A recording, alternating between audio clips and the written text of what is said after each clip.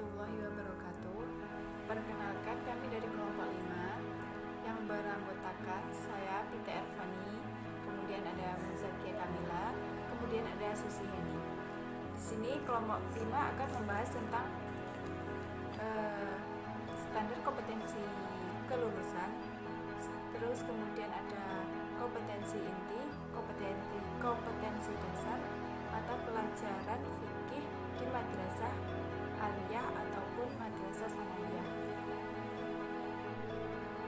Untuk standar kelulusan akan dijelaskan oleh teman kami, yaitu Muzakia Kamila. Silakan. Di sini saya akan menjelaskan yang pertama yaitu SKL atau standar kompetensi lulusan. Dalam menyusun kurikulum terlebih dahulu dilakukan analisis kompetensi yang bertujuan untuk bisa melakukan tugas-tugas tertentu. Hasil analisis itulah yang nantinya akan menjadi standar kompetensi lulusan. Kompetensi yaitu kemampuan berpikir, sikap, dan bertindak secara konsisten sebagai perwujudan dari pengetahuan, sikap dan keterampilan dari peserta didik. Sedangkan standar kompetensi yaitu ukuran kompetensi minimal yang harus dicapai oleh peserta didik setelah mengikuti suatu proses pembelajaran di kelas. Standar kompetensi ini harus dapat diukur dan diamati untuk memudahkan pengembangan keputusan bagi guru, dosen, dan tenaga pendidik untuk menilai peserta didik.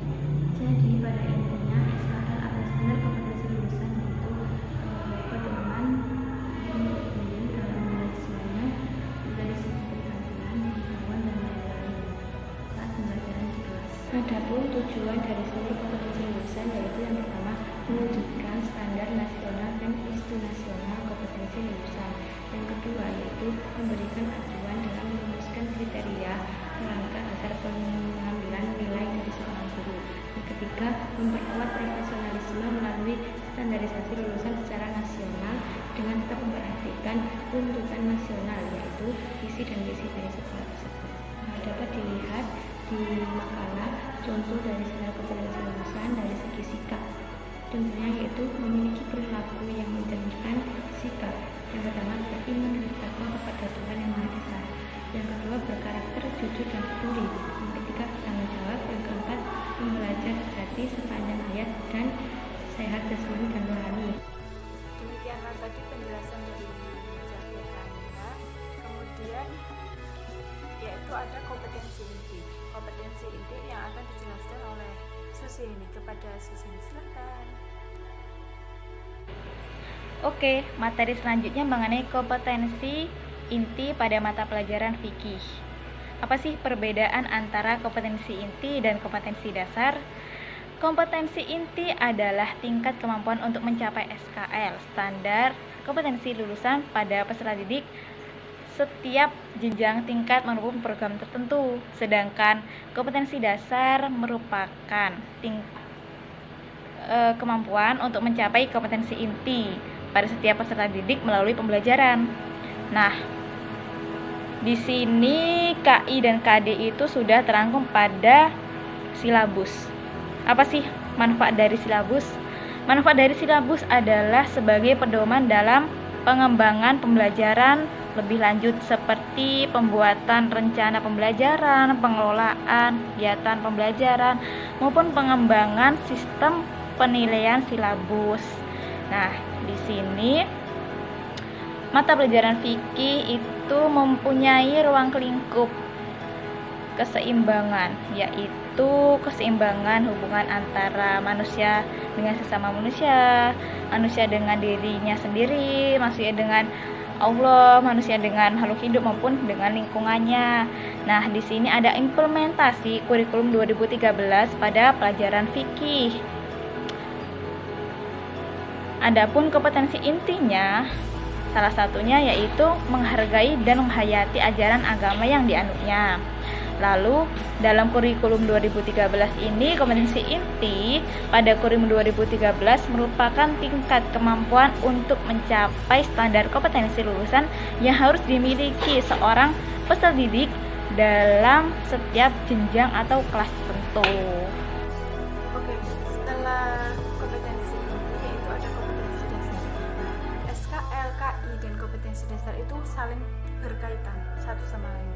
Nah, jadi ada pun cakupan dari standar isinya. Standar isi itu mencakup kompetensi inti, kompetensi dasar, dan tingkat kompetensi. Kompetensi inti itu yang kompetensi inti akan dideskripsikan sama kompetensi dasar.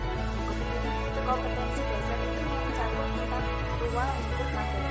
Kemudian ada tingkat kompetensi. Tingkat kompetensi itu ada pembagian. Yang pertama itu tentang tingkat pendidikan dasar. Tingkat pendidikan dasar itu mencakup seperti SD, MI, MTS, dan SMP. Kemudian ada tingkat pendidikan menengah, yaitu seperti SMA, MA, dan SMA.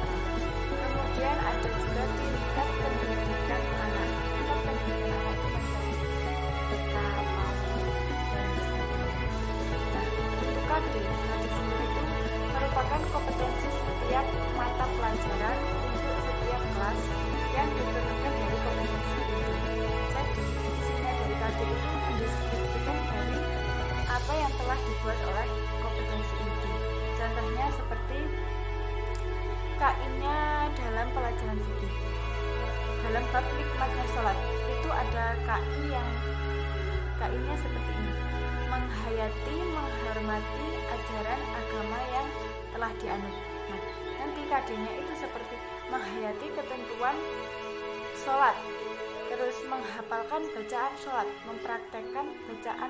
mempraktekkan sholat, dan memahami tentang bacaan iqomah, adzan, dan memahami hikmahnya iqomah, adzan, dan sholat. Ya, mungkin hanya itu yang dapat kami sampaikan. Kurang dan lebihnya kami mohon maaf. Kami juga masih sama-sama belajar. Untuk sesi tanya jawabnya kita lanjutkan di grup sebelah. Sekian, terima kasih. Wassalamualaikum warahmatullahi wabarakatuh.